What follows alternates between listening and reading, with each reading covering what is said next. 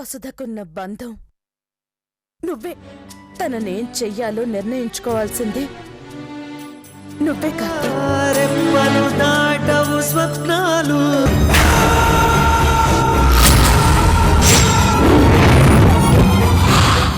మీ hospital ఐసీయూలో కార్తిక్ అనే patient ఉన్నాడు కదా, ఉంటే వాడు ఉండకూడదు. ఆ కార్తిక్ గాన్ని చంపడానికి 20 లక్షలు. మీ మనుషుల్ని పంపించండి.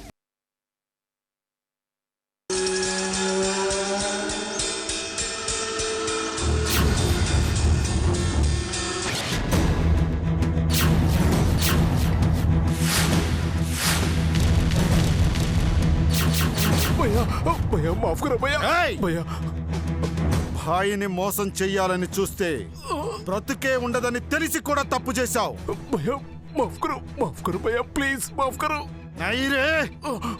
నేను నిన్ను క్షమిస్తే భాయ్ నన్ను క్షమించడు, సంజే.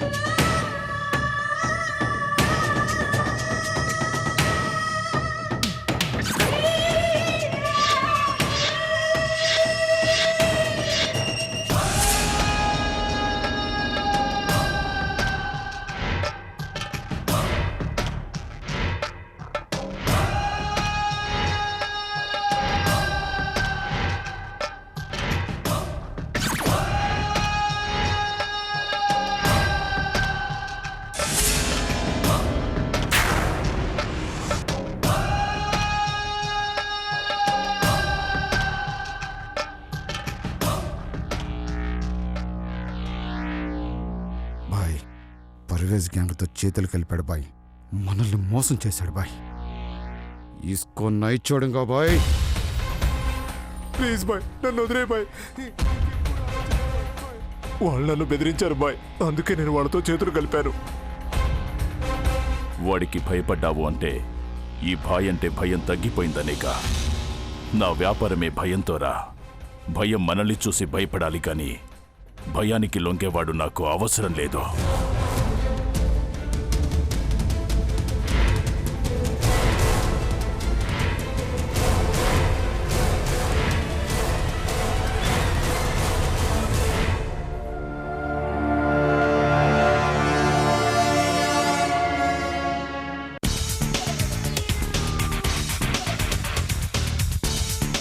ప్లీజ్ బాయ్, నన్ను వదిలే బాయ్. ఇంకెప్పుడు అలా చేయరు bye. Bye.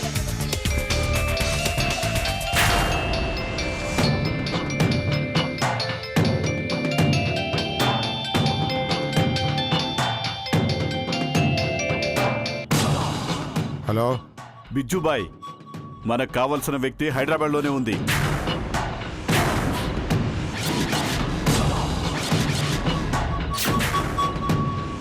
A such high? పర్సన్ని రిపోర్ట్స్ని చూశాకే ఫోన్ చేశాను. భాయ్కి ఒకసారి ఇస్తావా?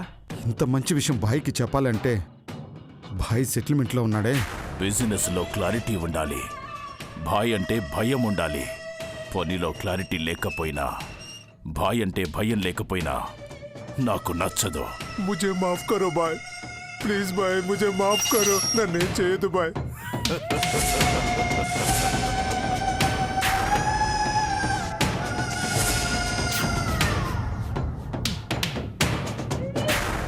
ప్లీజ్ బాయ్, నన్ను వదిలే బాయ్. ఇంకెప్పుడు అలా చేయరు బాయ్. బాయ్, నన్ను వదిలే బాయ్.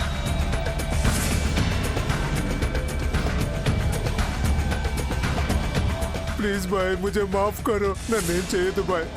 ప్లీజ్ బాయ్, వదిలేయండి బాయ్. బాయ్, వద్దు బాయ్, కాల్చొద్దు బాయ్. బాయ్, మీకు దండం పెడతారు బాయ్, నన్ను వదిలేయండి బాయ్. బాయ్.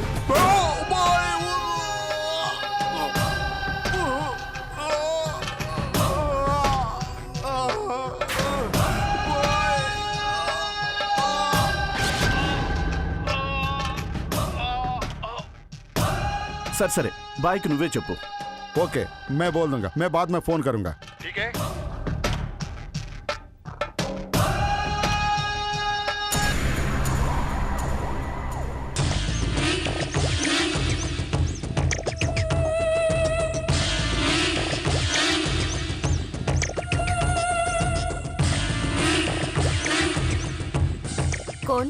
డాక్టర్ బాబీ, మనకు కావలసిన పర్సన్ దొరికిందట. ఓ, మంచి న్యూస్. కానీ వినే మూడ్లో ఆయన లేరు, చూస్తున్నావుగా. మరి ఇంత మంచి విషయం ఆయనకి చెప్పద్దా? డాక్టర్ చెప్పాడు, నువ్వు విన్నావు. అది ఎంతవరకు నిజమో తెలియకుండా చెప్పి రేపది అబద్ధము అని అంటే ముందు నువ్వుండవు.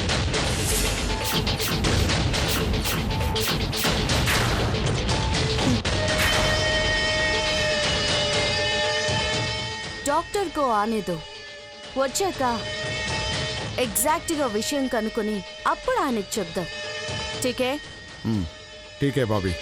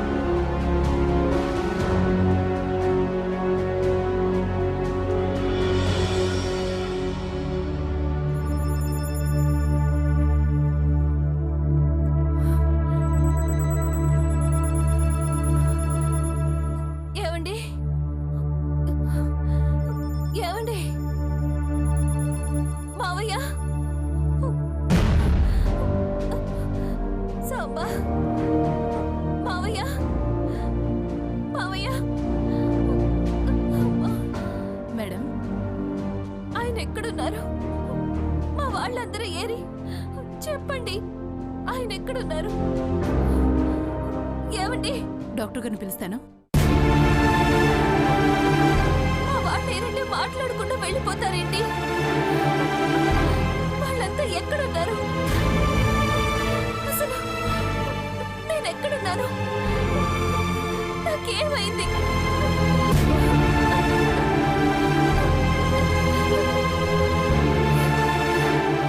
మీరు అలా లేకూడదు. సిస్టర్, ఇంజెక్షన్ రెడీ చేయండి.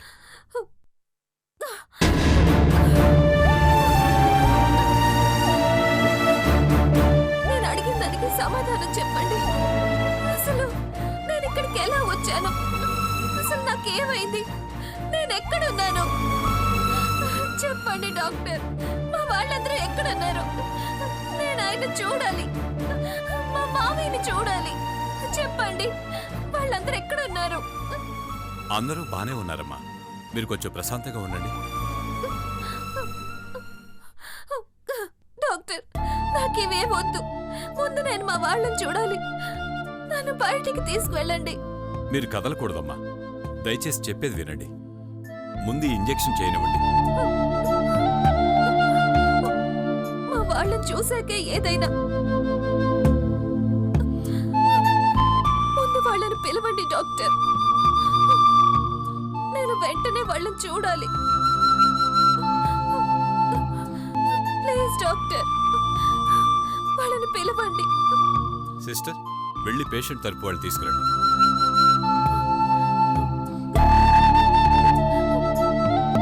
డాక్టర్, అందరూ బయట ఉన్నారా? ఎవరికేం కాలేదుగా? ఆయన, మావయ్య గారు, సాంబా, లక్ష్మి, రామయ్య బాబాయ్ అందరూ బాగున్నారు కదా?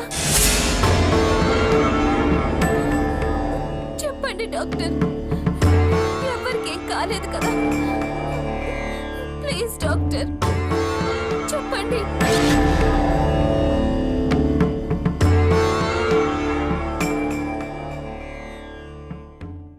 మేడం, పేషెంట్కి స్పృహ వచ్చింది, మిమ్మల్ని చూడాలంటున్నారు.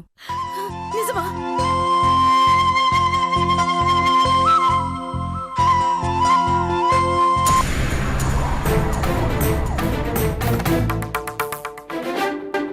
ఇప్పుడు కనుక నేను లోపలికి వెళ్తే పరిస్థితి ఏంటి? తను నన్ను గుర్తుపట్టేస్తుంది. ఇలాంటి పరిస్థితుల్లో నేను తనకు అస్సలు ఎదురు పడకూడదు. వెంటనే ఈ విషయం కార్తీక్కి చెప్పాలి.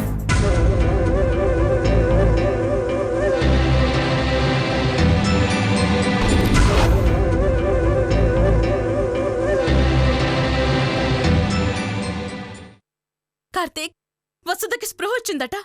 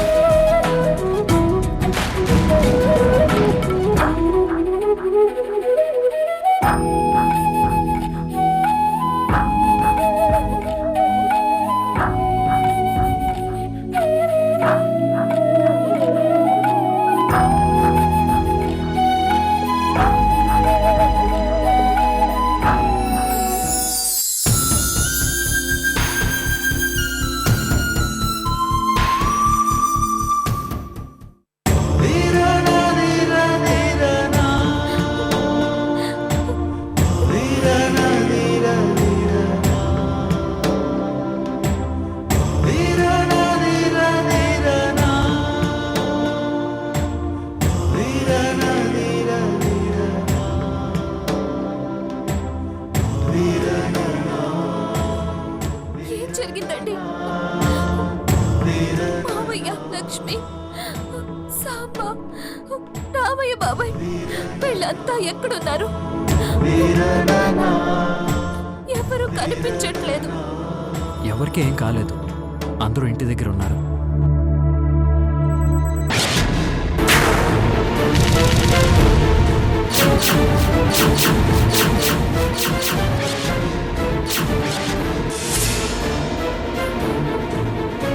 మీకు ఆ దెబ్బేంటి?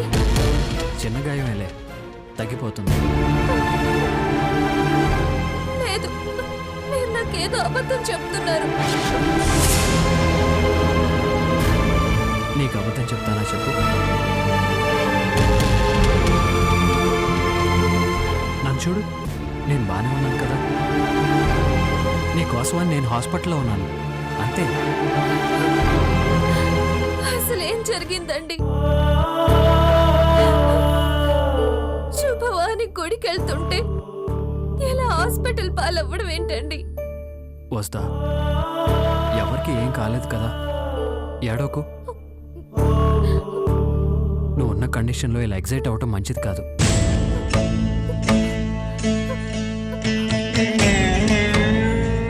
మీ గురించి మీ వారంతో కేర్ తీసుకుంటున్నారమ్మా. మీరు త్వరగా కోలుకోవాలని ముంబై నుంచి స్పెషలిస్ట్ని కూడా రప్పించాం. మీరు ఇలా కోలుకున్న వెంటనే అప్సెట్ అయితే చాలా ప్రాబ్లం అవుతుంది. నాకేమైనా పర్వాలేదు డాక్టర్, ముందు నేను అందరినీ చూడాలి.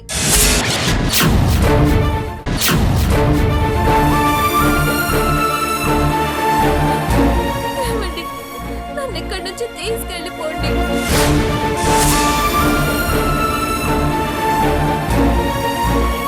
వస్తా, చెప్పింది అర్థం చేసుకో.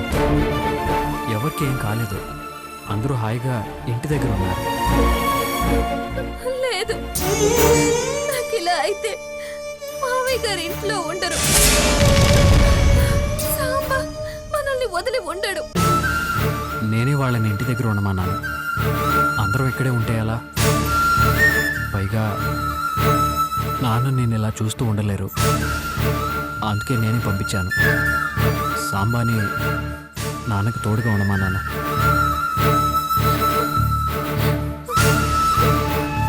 చూడమ్మా, మీ వాళ్ళెవరికి ఏం కాలేదు. మీ వారికి కూడా ఈ చిన్నదండి. మీరు ఇలా ట్రీట్మెంట్కి సహకరించకపోతే మేము త్వరగా మిమ్మల్ని డిశ్చార్జ్ చేయలేము. మీ వాళ్ళని కూడా మీరు త్వరగా చూడలేదు. 1-2 రోజుల్లో ఇంటికి వెళ్దాం. అందరినీ చూస్తావుగా. నా మాట వినివేస్తా. నువ్వు ప్రశాంతంగా ఉండు. నిజంగా ఎవరికి ఏం కాలేదు కదా? అందరూ బాగానే ఉన్నారు కదా? అందరూ బాగున్నారు. నువ్వు ఎప్పుడు వస్తావని ఎదురు చూస్తున్నారు. డాక్టర్ చెప్పినట్టు వింటే మనం త్వరగా ఇంటికి వెళ్ళిపోవచ్చు. డాక్టర్,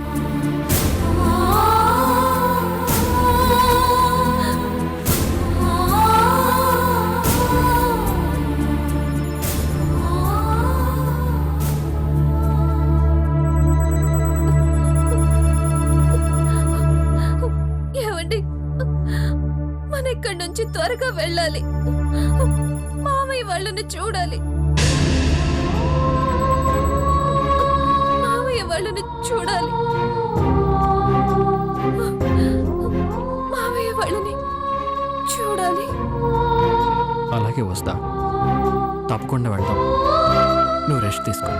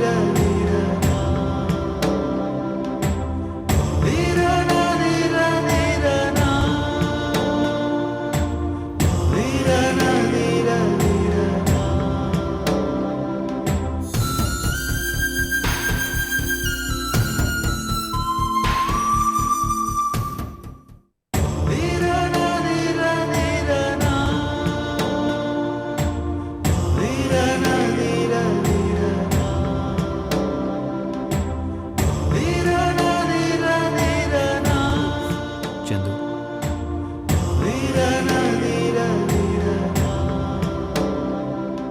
ఎలా ఉంది కార్తీక్? తన వాళ్ళకేమైందోనని భయపడుతోంది. అబద్ధంతో ఇప్పటికి తన్ని నమ్మించగలిగాను. కానీ ఈ అబద్ధం నిజమని తెలిస్తే వస్తు పరిస్థితి అర్థం కావట్లేదు. ఎప్పటికైనా చెప్పాల్సిందే కదా. అలా అని ఇప్పుడు చెప్పలేం కదా. ఎన్నాళ్ళని దాస్తాం కార్తీక్? దాచగలిగినంత కాలం. దానివల్ల సమస్య పెరుగుతుందే కానీ తగ్గదు కదా. ముందు వస్తు కోలుకుంటే తర్వాత సమస్య గురించి ఆలోచించవచ్చు. ఏమవుతుందోనని భయపడ్డాను. ఏ ప్రమాదం లేకుండా బయటపడింది. ముందు తను కోలుకోవాలి. మామూలు మనిషి అవ్వాలి.